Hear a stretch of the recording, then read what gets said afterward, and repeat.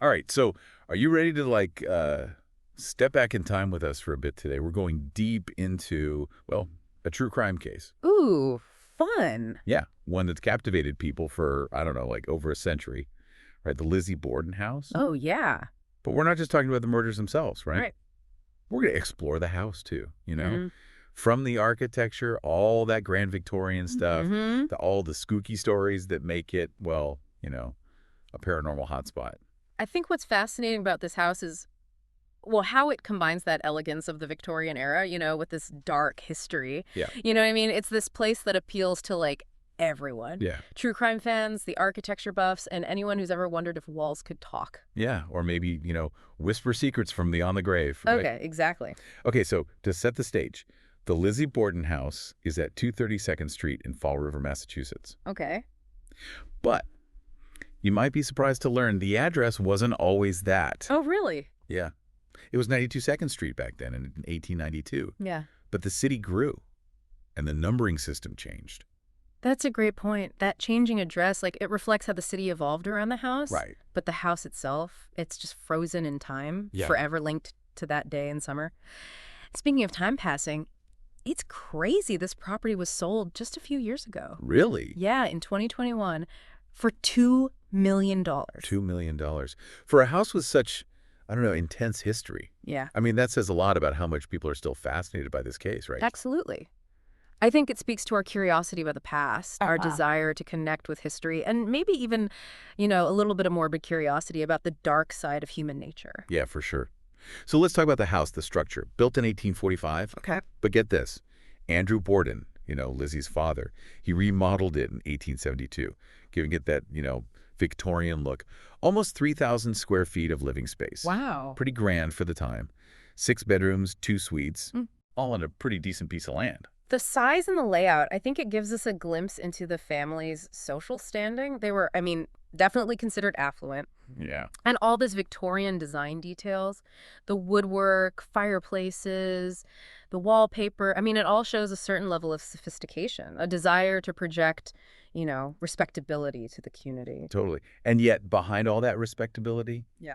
something really awful happened. Yes. But before we get into all of that, let's take a little virtual tour, Uh-huh. starting with the entrance and that, famous staircase. Oh, the staircase. So many visitors say they feel the strongest presence there, like a really unsettling energy. There are so many reports of shadowy figures, going up and down the stairs, like echoes of footsteps. I can see why. So just picture this, okay? Yeah. You step inside, Okay.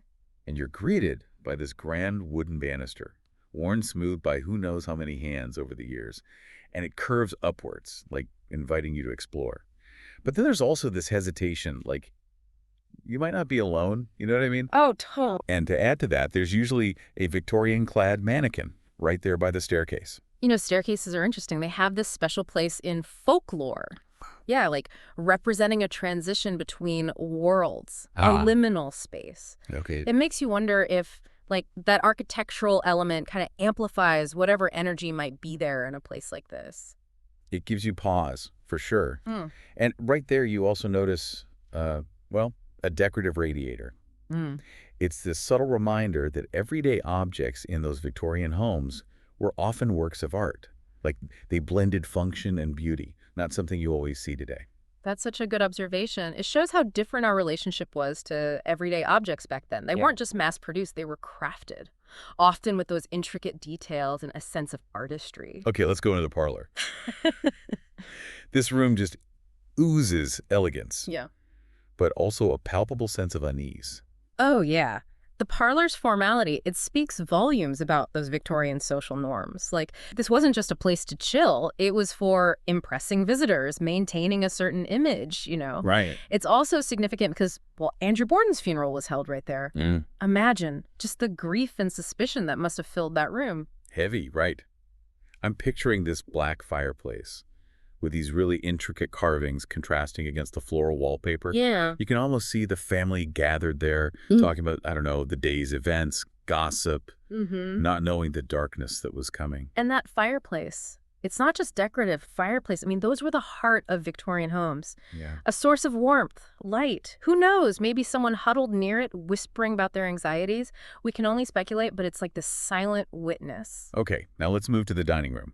Imagine sitting down for a meal, surrounded by dark wood furniture, a lace tablecloth, deep red curtains, and more of that beautiful floral wallpaper. That's very sophisticated, very Victorian, yeah. It is. The dining room is still used for meals today, just with, a side of historical intrigue. Right. But what's really striking are those details that reference the murders.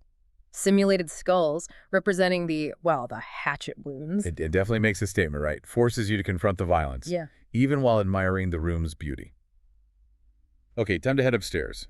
First, we'll go into the Andrew and Abby suite, named after Lizzie's father and stepmother. This suite is, poignant, I guess you could say, because it's where Abby Borden was, murdered. To stay there is really immersive. Guests have to confront what happened there in a very visceral way. You walk in and see this beautiful, intricately carved bed, matching furniture, lace curtains framing the windows, and of course more of that soothing floral wallpaper.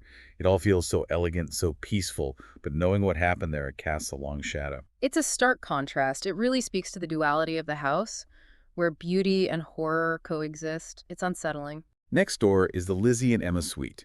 It has a much softer feel, more feminine. Twin beds with pastel quilts, a chaise lounge for relaxing, and built-in cabinetry for all those Victorian gowns. But here's where it gets a little creepy. Guests often report feeling watched in that room. That's common in haunted locations. Some believe there's residual energy Yeah. from past events that can linger and create that sense of being watched. Definitely unsettling. Yeah. Now, onto a smaller room. Bridget Sullivan's, the Borden family's live-in maid. Mm-hmm. Her account of the day is so important to the mystery. It is. Bridget's room is a lot more modest than the suites. It shows what life was like for domestic servants back then. Reflects that, strict social hierarchy of the time. You have a sloping ceiling from the attic, floral wallpaper, a patchwork quilt. It's all very simple, but kind of charming. Charming, yeah. But also a bit eerie, right? Because there have been reports of children's laughter and objects moving in that room. And it reminds you that even the quietest parts of that house might be hiding secrets. It's interesting that juxtaposition, the Yeah. simple design and then, the paranormal activity. Makes you think about the nature of hauntings. Are they connected to people or the place itself? Or is it something else entirely? It does make you think. Okay, speaking of things that make you think, let's go to the kitchen. It's like stepping back in time. Yeah. You've got the cast iron wood stove, shelves of period-accurate utensils, more of that cheerful floral wallpaper, and stacks of firewood ready to go. It's a real time capsule of Victorian practicality, You get a sense for how meals were prepared, how important the space was. Yeah. It almost feels like you could just, I don't know, walk in and start cooking. Maybe bake some bread in that old stove. Although I don't know if I'd want to be alone in there after dark. You say that. I wonder if, phantom smells are a thing in haunted houses, like maybe the smell of bread baking. Or a roast, even if no one's cooking. Like a way for the past to, I don't know, reach out to us through our senses. Oh, that's kind of spooky. Maybe we should move on from the kitchen and go to what really draws people to the Lizzie Borden house. Okay. The paranormal stuff. We kind of hinted at it, but let's get into the specifics. All right. We have a table here summarizing the paranormal activity reported in each room, and it's amazing, really, the range of what people have experienced. Cold spots, weird noises, to, full-on apparitions, things moving on their own. It really seems like there's no one typical experience, right? What gets me is how guests react. Mm-hmm. Some are totally freaked out. Some can't sleep with all the weird noises and feelings. And then there are those who, they seem to like the spooky vibes. It's like the house affects everyone a little differently, based on their beliefs, how sensitive they are to, that paranormal stuff. Or maybe their own personal history. It makes you wonder about perception, and suggestion. Are these experiences just because of the house's history and reputation? Or is there something really unexplainable going on? It's a mystery, yeah. Okay, let's talk about a few examples of the activity. First up, the Andrew and Abby suite, specifically Abby's room. Guests say they feel this, heavy presence, like a sense of dread that just lingers. Yeah, that room seems to be a focal point for negative energy, which, considering it's where Abby was murdered, it's not really that surprising. Some think those traumatic events can, leave a mark, like a psychic stain that people can pick up on. Chilling. And then there are the reports of a woman crying near Lizzie's old room. Ghost or not, that's so sad. Those crying sounds, those are interesting. They suggest a really specific emotional residue, like the sorrow and anguish from that day is still echoing around, maybe seeking some sort of release. And we can't forget the shadowy figures people see on the staircase. Yeah. You said earlier that staircases are like these transitional spaces. Yeah. It seems like that staircase is a magnet for, activity in that house. Yeah, for sure. A lot of cultures see staircases as a link between the earthly realm and the spiritual realm, like a place where the, I don't know, veil is thinner, Yeah. and that makes it easier for spirits to appear. Okay, let's shift gears for a minute and talk about what a visitor to the Lizzie Borden house can experience today. It's a bed and breakfast, so you can actually sleep there, if you dare. But there's more to it than that. Right. The Lizzie Borden House offers this unique blend of, well, history and the paranormal. It appeals to, a lot of different interests. True crime fans, history buffs, people looking for a spooky adventure, anyone who likes Victorian architecture. There really is something for everyone. Totally. You can take a historical tour, dig into the details of the case, the family, the investigation, the trial that captivated everyone.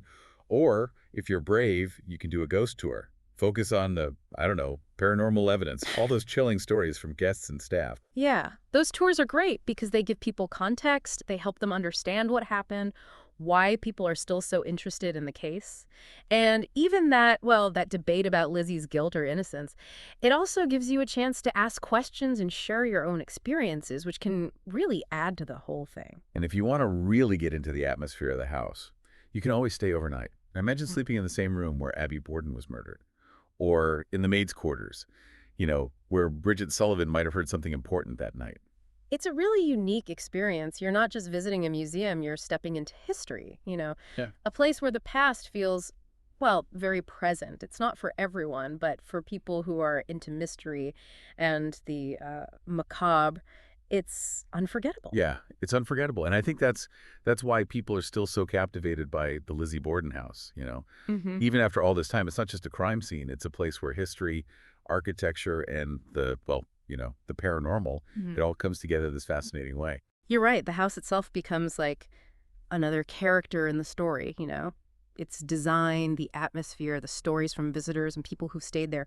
It all adds to the mystery and keeps that Lizzie Borden legend alive. For people into interior design, architecture, the house is amazing. All that Victorian aesthetic, it's like a perfectly preserved, I don't know, time capsule. For sure. The detail in the woodwork, wallpaper, the furniture, it's amazing. It shows the craftsmanship, the artistry of the Victorian era, something we've kind of lost touch with today, that appreciation for handcrafted beauty and things that last. It makes you think about the people who lived there, who walked those halls, spent their days in those rooms. It wasn't just a crime scene, it was a hum. A family lived there, they loved, laughed, argued. And then, well, it all ended so tragically. And that's what makes it so compelling. It brings that human element into it. Reminds us that real people were affected, both the victims and, well, those left behind to deal with what happened. So wrapping up our deep dive into the Lizzie Borden house, I want to go back to something you said earlier. This house isn't just a house, it's a living piece of history. Every room has a story. Yeah, I think that's right. It's up to each visitor, each guest to, I don't know, to choose how they want to experience that history. Do they want to focus on the crime, the investigation, the trial, or are they more interested in the architecture, where it fits in Victorian society? Or maybe they're there for the spooky stuff, the paranormal whispers, the chance to maybe connect with something, well, something we don't really understand. It's a place where beauty, history, and, well, the macabre are all kind of woven together. Makes you think, right? If you could spend a night in the Lizzie Borden house, which room would you choose and why? What would you hope to experience? Or maybe what would you want to avoid experiencing? That is something to think about. Each room has its own energy, its own history.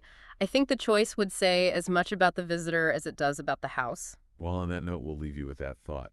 Sleep tight, everyone, and sweet dreams if Oh. you dare.